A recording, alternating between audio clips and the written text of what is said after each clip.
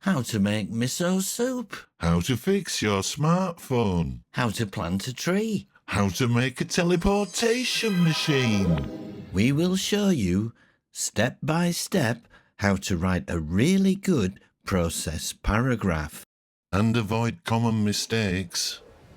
Now, the most important thing is to make sure it is clear and easy to follow. How can we do that, Justin? We can make every step of the process clear by using sequences like this. Ah, I see. First, then, next, after that, and finally. And we can make important points clear by using words like this. You need to, be sure to, don't forget to, make sure, be careful, and check that. We use these to help our readers avoid making mistakes. The difficult bits. Yep, anything that's tricky needs to be made very clear. So, what's your assignment then, Ralph? Explain how to make a really good cup of tea in 150 to 200 words. Youch! What's the matter? That's a serious paragraph. All paragraphs are serious for me. OK, Ralph. Let's begin by making some notes, eh? What should I put down first? Who are your readers? Is that so important? Yeah, it's really important. Why? Because different readers need different information. If your readers are from outer space, they will want you to answer different questions. What is tea? What is water? Where does water come from? What is sky? What is rain? OK, Justin, I see what you mean. So in that case, Ralph, a paragraph would not be enough.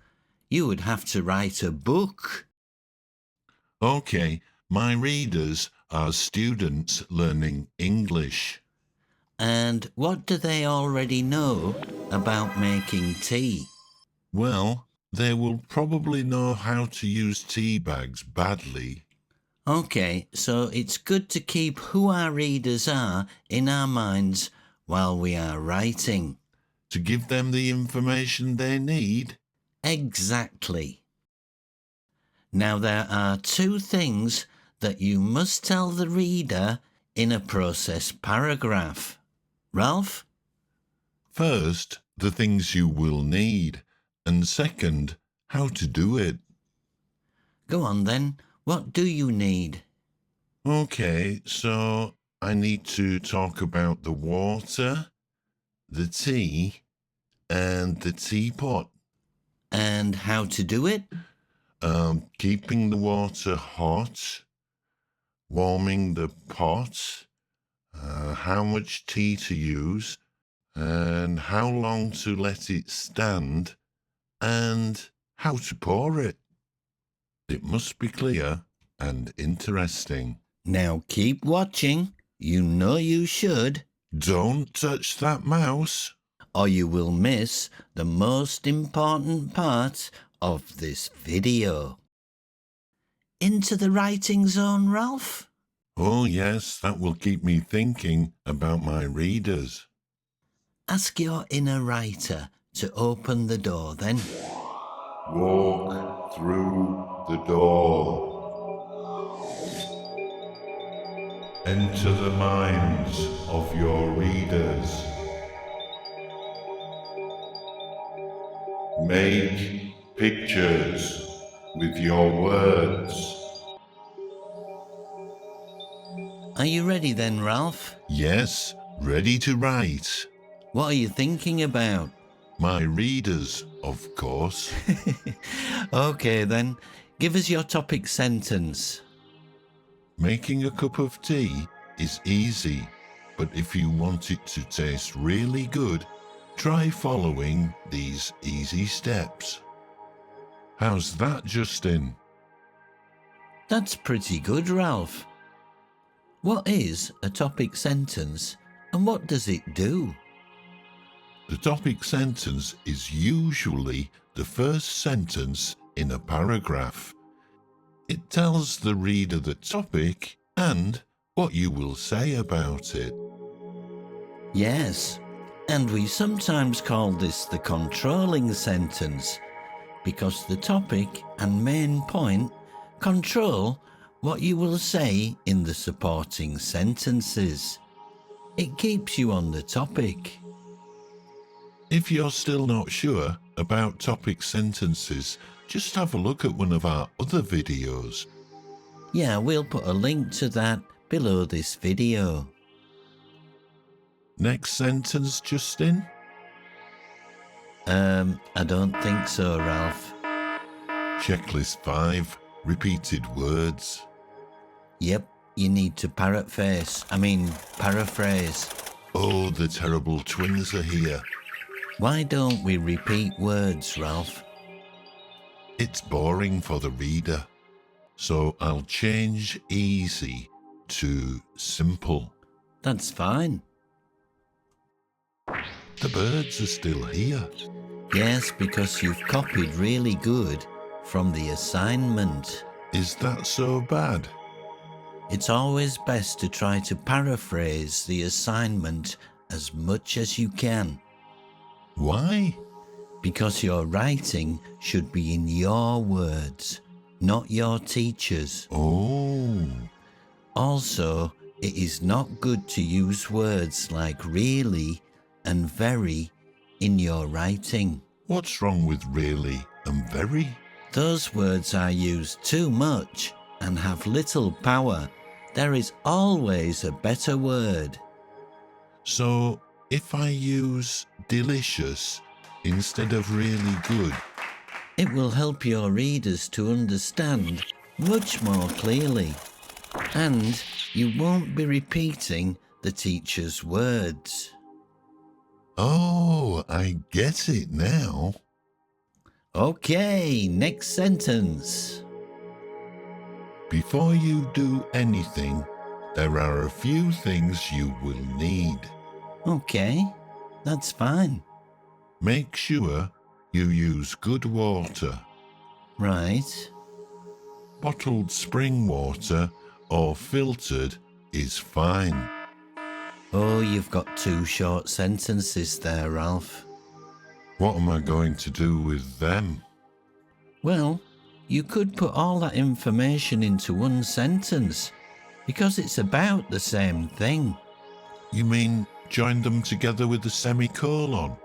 Could do. One idea, one sentence. Yeah, it's all about water. Okay. It's best to use loose tea leaves Mm-hmm. because tea bags stop the flavour coming out. Ouch. Checklist 3 and 4. You started that sentence with because. Is it wrong to do that? No, it's not impossible, but it's a little bit dangerous for learner writers. So use them to join sentences? Yes, often you can make a really great sentence just by joining the 2 parts together.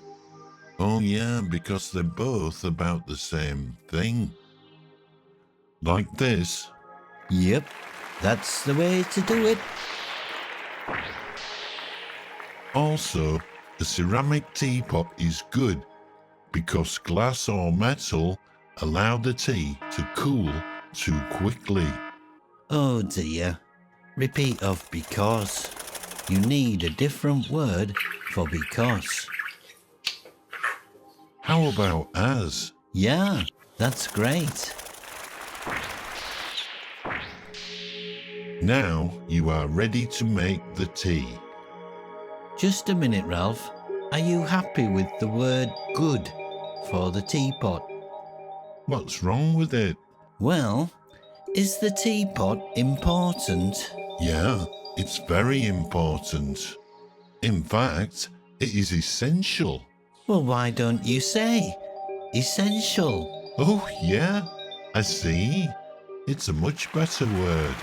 Yeah, so words like good, nice, really, very should be avoided in writing because there is always a better word.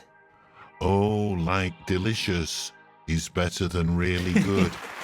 Bingo! Put the kettle on the stove and wait for the water to boil. Sequencer, Ralph. Oh, yeah. First of all. Okay. Then put some boiling water into the teapot and put the lid on to warm it up. Nice one, Ralph. Be sure to return the kettle to the stove and keep the water boiling. A lot of boiling going on, Ralph. Need to paraphrase. How about change this boiling for hot? Looks good to me.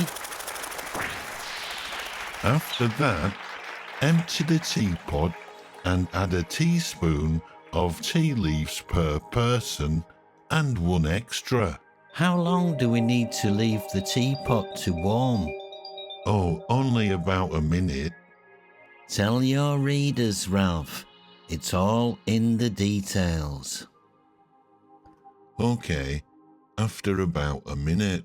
That's better. Now, fill the teapot with boiling water to 3/4 full and put the lid on. Right. Allow it to stand for a few minutes, giving it a little stir once during that time. How many minutes, Ralph? Is it important? Yeah, it's very important. Explain it to the readers then.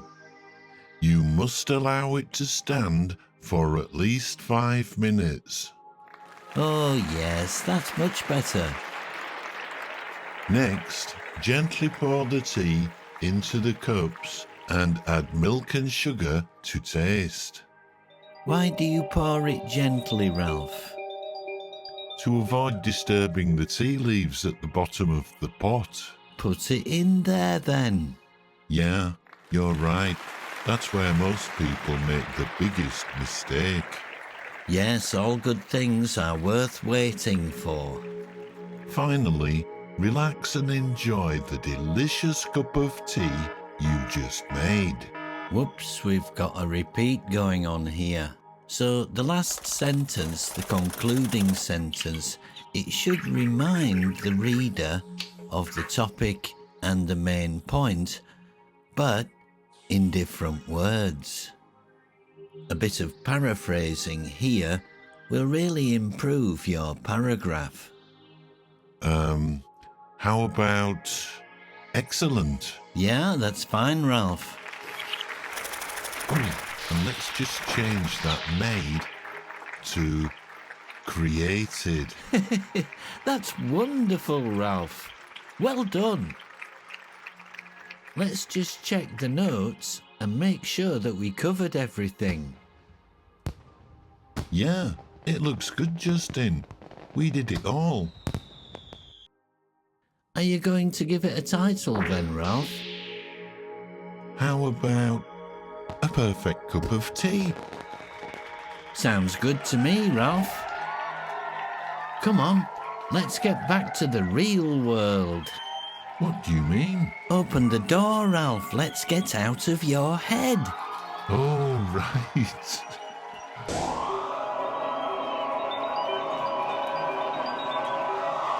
Phew, that's a relief.